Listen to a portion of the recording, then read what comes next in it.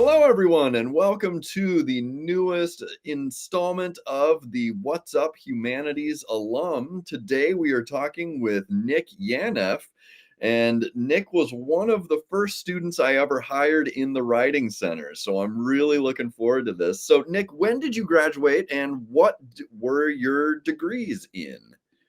Yeah, so I graduated in 2017. My degrees were in biology, and also I think I was one credit away from a double major in Spanish. And I also studied a little bit of German language and culture. Great. So you at least got that minor in Spanish, right? That didn't Yeah, quite get the yeah. major. Kind of like me, I think I had a minor in philosophy when I was in college. I just never declared it, so it's not on the transcript. Um, so what are you up to these days? What are you doing now, and how have you used your humanities training in Spanish in your job?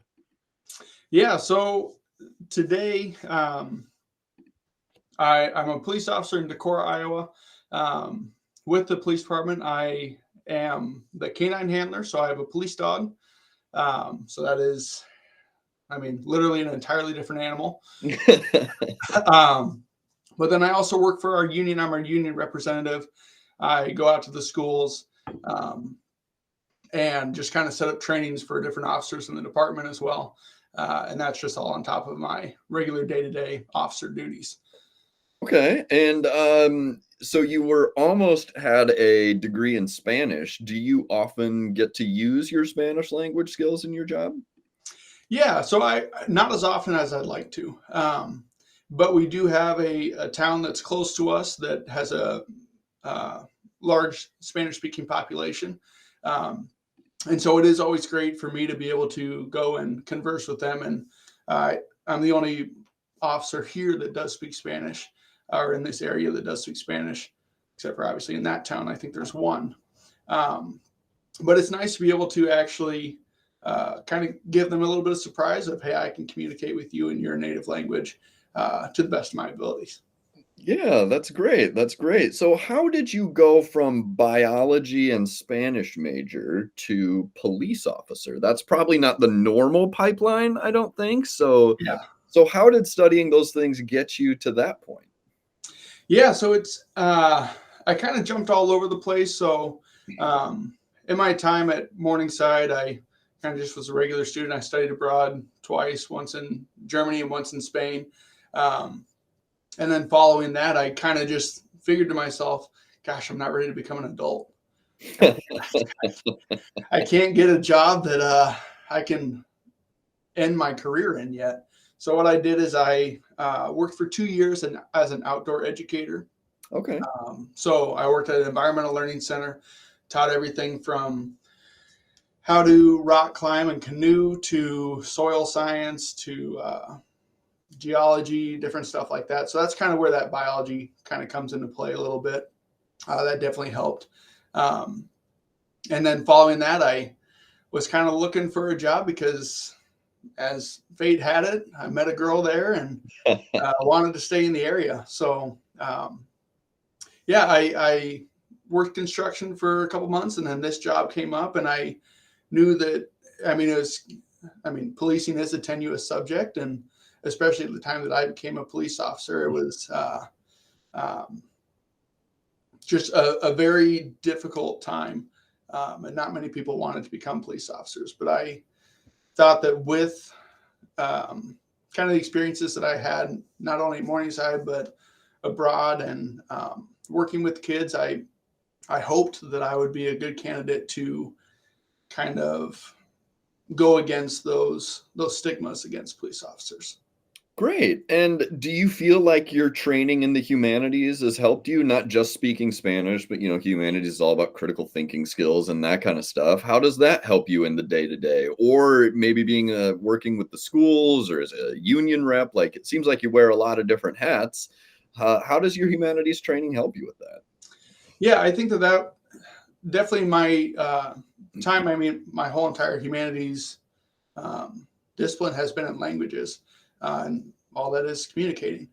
And so, whether it was learning the basics of German or getting to be at the advanced level of Spanish and living in all those different countries, um, those things really opened up my eyes to a lot more than Sioux City, Iowa, a lot more than the Midwest, a lot more than even the United States. And so I think that being able to have those experiences has allowed me to really broaden my perspective on different situations that people go through within my community. We're a smaller community, but it's a very diverse community.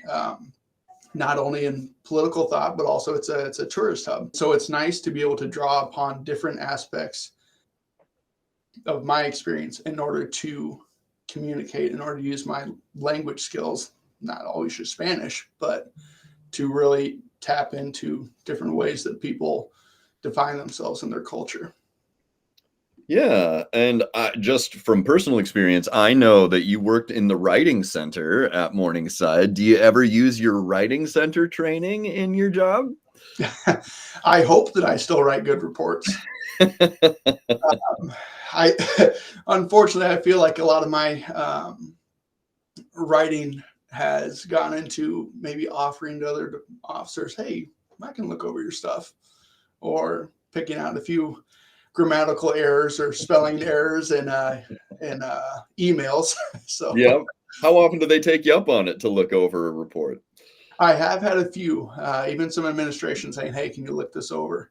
Very So nice. that's nice. Yeah.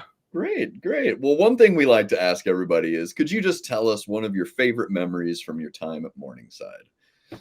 Yeah, I can't necessarily pinpoint. Well, I could pinpoint one. I'll get to that one. But the Well, one nicer, that you can talk about that's going to be published on YouTube. How about that? yes, yes. All right. So yeah, we'll go with that one. No, I think that, I mean, I think a lot of college kids definitely take for granted the ability to have that social life. Um, and I mean, once you leave college, you've got who you've got. And sometimes, I mean, in my job, I have a very close knit community. But gosh, do I miss being able to go to the caf and sit down with my friends and talk about whatever. Whereas, yeah, I mean, you kind of grow up really quick when you leave college. Um, so My not my wanting, wife and I talk about the calf all the time. You know, people will complain about the calf sometimes, and I always just tell them, once you have to do the prep work and shopping and cleaning up from all that, you are gonna miss the calf. You really will. It's not the social aspect too, but just somebody else doing all that work for yeah, you. yes. Excellent. Well, the final thing that I want to ask you is just what's next for Nicholas Yaneff? Yeah, that's always the question that's on my mind and my wife's mind is what's next for us. We've got two beautiful boys and love them to death. I can't believe that they're here and that they're mine. Um, but yeah, so I mean, outside of work, my main passion is, I mean, we call ourselves homesteaders.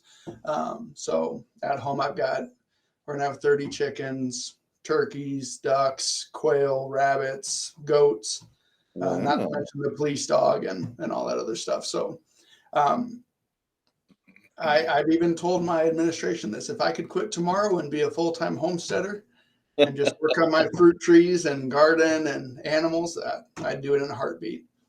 All right. Well, still using some of that biology training there Exactly. and using the Spanish training on the job. That sounds great, man. Yeah. Any advice you would give to future people who want to study the humanities? You know, there's all these messages out there about how you can't you got to go to STEM or something like that to be Right. successful. So what advice would you give to someone who wants to study in the humanities? I mean, I still give this advice to any kids that I talk to at the schools here in town, but gosh, if you get the chance to study abroad, you got to do it. Doesn't, I mean, yes, it matters what you study while you're abroad, but get yourself out of your comfort zone. I mean, I was shaking that first time that I was getting on the plane to go to Germany, but there's never been, barring having kids now, never been a better experience in my life than when you get to go Great. and study abroad and experience a new culture and really get that culture shock, especially if you go somewhere that doesn't speak English or you are going to look different than other people. That's a huge thing. That is great advice. Thank you so much, Nick. Well, thank you for your time. We know your time is valuable, so thank you for taking some time to talk to us. And we'll see you next time on the next edition of What's Up, Home Alum.